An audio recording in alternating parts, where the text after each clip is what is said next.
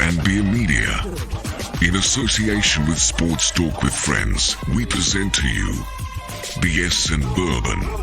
And now, here's Craig and Dale.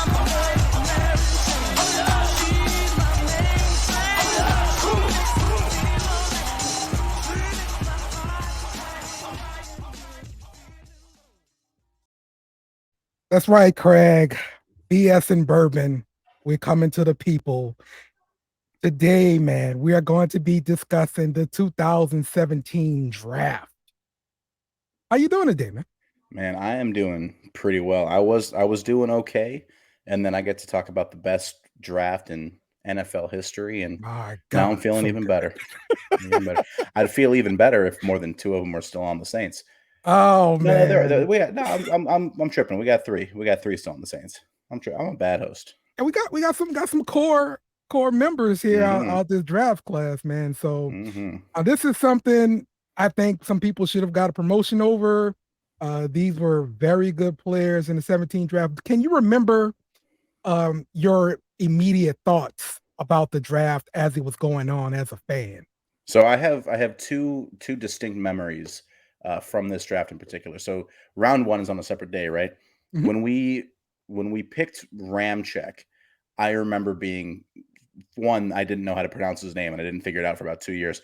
Two, I was so excited because I always felt that O-line was something we never had enough of. Obviously I am an O-lineman. I was so excited about this guy. And I remember thinking, wow, this is what a great pick. We don't have anywhere to put him, but like, this is awesome. I love it. He's going to be great.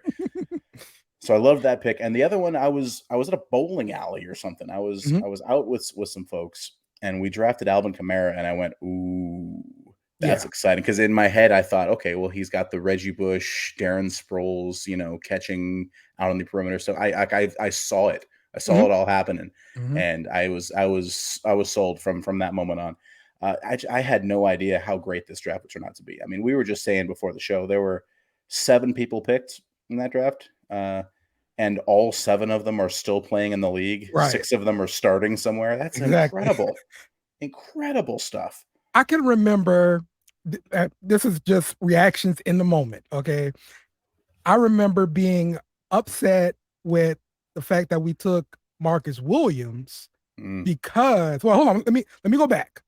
okay. I was relieved that we did not draft Mahomes because I was sure Mahomes gonna be a bust. I don't want this guy. We got Breeze. Let's build around Breeze.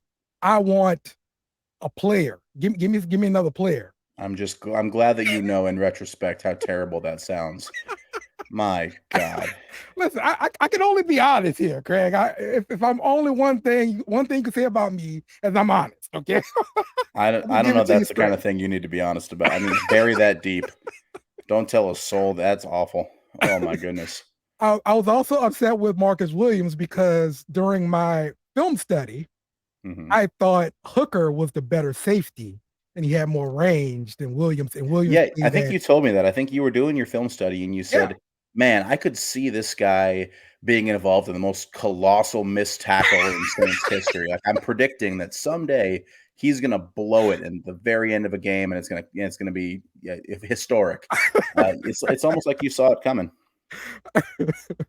the only other pick I was upset with was Trey Hendrickson Mm. because it was FAU. So And you only like SEC guys. That's right. I'm pretty consistent, Craig. Yeah, you're Okay. consistent. You were consistently against drafting him because he's from FAU, Yes. and then you were mad that we let him go because he turned out to be good in Cincinnati. Pick a lane, man. That's right. That's right. That's right. But at least it was years later. Okay. But It was years later. He had, that's one we're going to argue about for years. Is that a lot of people thought he was a flash in the pan, and we were going to yeah. have to overpay for him, and we thought maybe Davenport was coming up, and then when Davenport regressed heavily and Hendrickson continued to play at a high level in his new place, man, that was tough. And I was one of those guys. I made excuses. I said, okay, well, our coverage was great. He had a lot of coverage sacks. He's a high motor guy, so guys had to hold the ball because Lattimore's locking it down, and that's why he got to those sacks. And then he Yeah. goes to Cincinnati, who has no defensive backs. He got sacks anyway. So I was wrong, and I'll admit that freely. Yep. But Yep. what an incredible draft class that the guys we let go are all starters somewhere. So Yeah. Marcus Williams is starting on the Ravens. Anzalone's starting on the Lions. Hendrickson starting on the Bengals. Muhammad is a free agent right now, but he was playing with the Colts just last year. And then, of course, the three guys we still have are all Pro Bowl level players. You know, Yeah. Lattimore and Kamara have both won their awards. Ramczyk, I don't know that he's made a Pro Bowl yet, but he deserves to. He's on that conversation as one of the best tackles in the league. It's ridiculous how much talent we just nailed in one draft. Yeah, it really is amazing. So let's start off in first round here. Mm. Marshawn Lattimore, the cornerback out of Ohio State. Were you really on board with this pick? Do you remember how you felt? Yeah, I remember. I didn't love it. Mhm. As a lineman, I put more faith in the trenches, and I remember Yeah. thinking that we needed pass rush, and that people kind of convinced me, okay, well, he's really, really good. He just kind of fell a little bit, and if he's still there, you got to take him. I'm like, all right, well, maybe. I don't know. Yeah. I wasn't convinced day one at all. I've clearly been proven wrong again I'm on that one. I'm with you there because I was under. I mean, I'm still under this belief that Mm. the line of scrimmage is where football games are won and lost, and so I felt our defensive front was lacking. We needed a guy there, and we got a cornerback instead. Well, I remember having this debate in the group chat with you guys, Mm.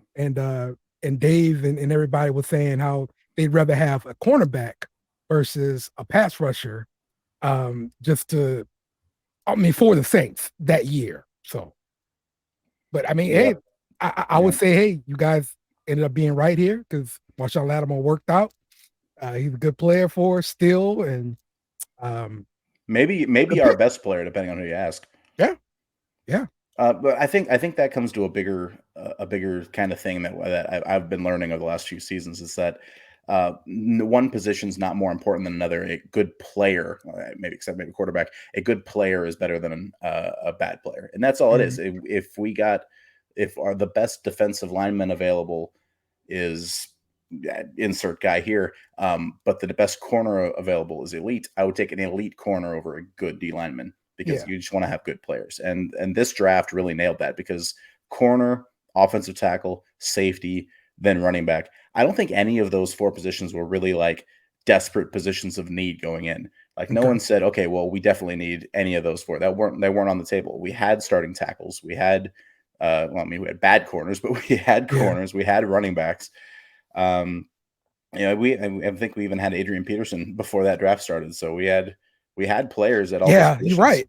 You're right. Yeah, we did get Adrian Peterson too. Yeah, Yeah, so I mean, we none of those were positions of need, but the Saints right. decided now we were going to take the best players that we could at those spots, and I hope that that continues to pan out.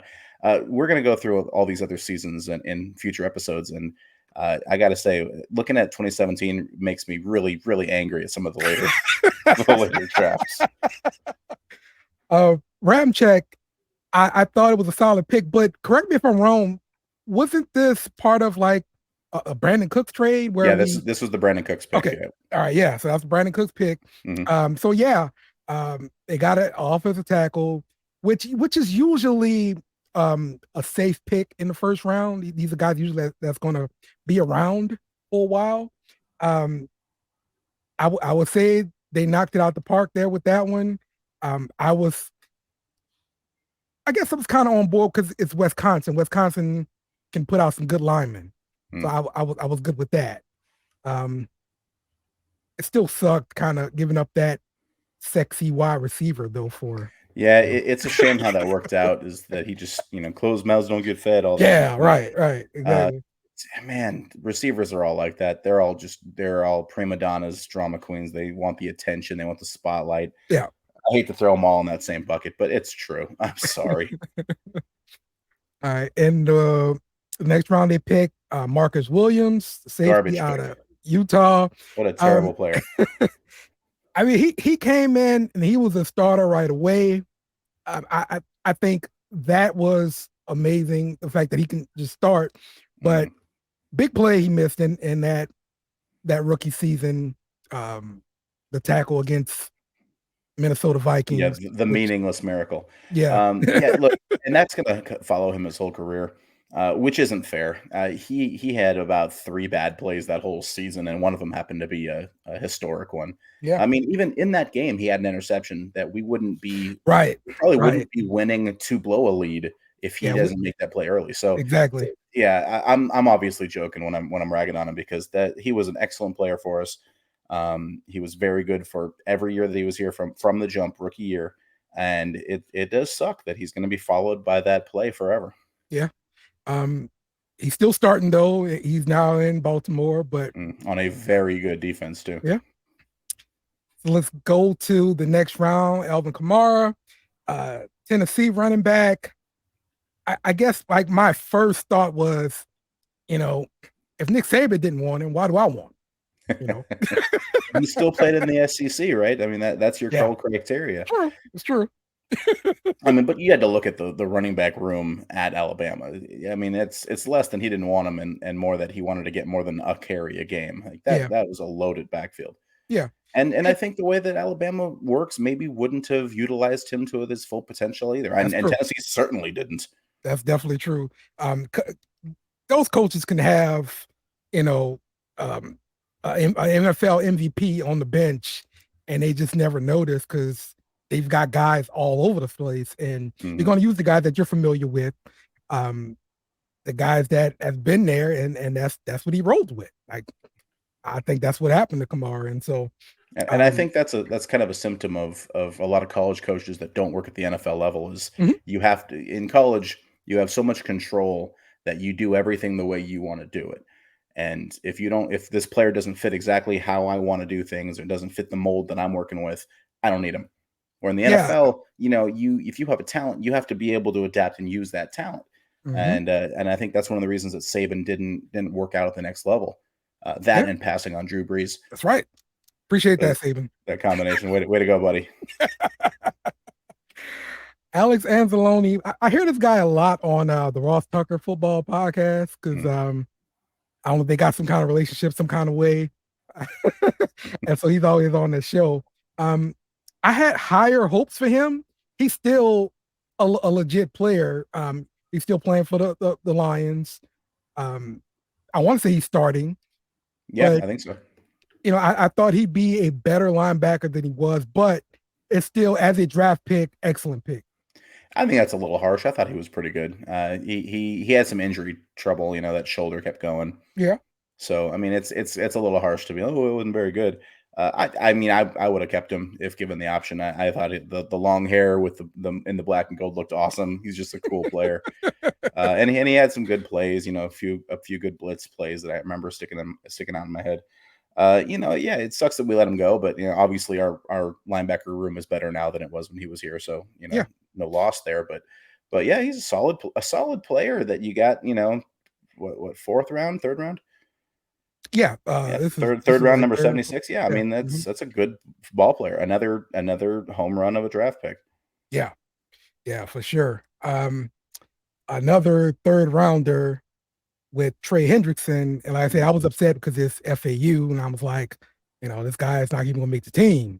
We had 3 first-round picks in that draft, or 3 third-round picks. Yeah, that sounds nice to do that Kamara, Anzalone, and Henderson, all third-round picks. Yeah, nice.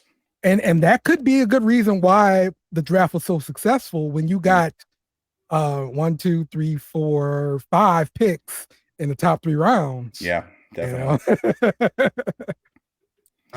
Maybe that's a strategy we need to start looking at. Well, it's a little different. Right now the Saints are expecting to win. In 2016, we had gone 7-9. Everyone was talking about Sean Payton's going to leave, is Brees going to retire, and so they kind of pulled more draft picks together as like a mini, not a rebuild, but like a reload. You know what I mean? Because I don't think coming after the 2016 season, no one said, okay, we're going to be good now, so we only need a couple of players. They needed a few. Yeah. And now that we're in the different situation of where we're the heavy favorites in our division, I can see the mentality changing of, okay, well, we're going to get a couple of guys that we really like because we don't need 7 guys. We need 3. You know what I mean? Yeah. Yep. The last pick of that draft, Al-Qadim Muhammad, I will tell you, I was very excited about this one. because of the film study I did on him and the fact that he went to Miami. Like this guy was bending that edge, and like this has been the guy I've been wanting to see play for the Saints forever. Like that guy coming around the edge screaming, Yeah. you know. And That's what I thought he was and gonna he be. had a pretty great preseason, if I Yeah. remember. Yes. Yes. Yeah, the problem with his film study is that he's playing at Miami, and the modern Miami is playing the modern ACC, which Yeah. some of those ACC teams are glorified high schools at this point. Yeah. Yeah. You're right So about that. yeah, but again, though, he's a solid player. He was never gonna flame out. He was a good solid player. I don't know how he fell to pick 196. Hmm. It's crazy. Hmm. But I mean, that was the magic of this draft. He's diamonds at every level. Just Yeah, for sure. finding the sneaky good players. For sure. Um, he was still playing in the league. Last year he just played for the Colts. He's currently a free agent, but I'm sure he's going to get signed and play again. So we'll see how effective he is this coming season. I'm sure it would be neat for a little reunion. I mean, we need some defensive end depth, huh? That's Bring him in. that's an option out Bring there. him in. Why not? You know? That's definitely an option out That'd be there. a But good feel good story. yeah, but yeah, overall, man, 2017 draft. Do you think it was better than the 2006 draft? I do personally. Okay. Because I think it hit on more important. I'd have to look at every step of the 2006 draft again, but 2006 sounds a lot better because we also added Drew Brees and we also got Sean Payton, so those kind of get lumped in there with it. But I mean, you're hitting on 7th rounders in the 2006 we hit draft. on one 7th rounder. But even in the 2006 draft, we missed on a guy. We drafted a receiver in the 4th and then a receiver in the 7th, and the guy in the 7th made the team in the 4th didn't. So yep. That's true. So I mean, I think Reggie Bush is overinflated. I love Reggie. It was one of my first Saints jerseys that I bought. Yeah. Still new. got it. Still in the closet somewhere. About 17 sizes smaller than it is now. But I mean, as far as impact, I mean, Alvin Kamara and Reggie Bush are not comparable in Saints history. And then Colston, obviously. I think we had a couple of guards in the 2006 draft. I would say 2017 is better. Superior. Okay. But we're not, we don't talk about the Saints the way that we do if not for the 2006. Okay. All right. Well, let us know your thoughts. What draft do you think was the best? The 2017 or the 2006 draft? Holler at us on Twitter at BS and Beer Media. Listen, you're gonna hear the guy give you all the handles in a minute here, but we're going to sign off here, wrapping up the 2017 draft review. I'm Dale. This is Craig, the California Cajun. We'll see you on the next one, baby. Remember to follow us on Twitter and Facebook at BS and Beer Media. Also smash the like button on YouTube and share with friends.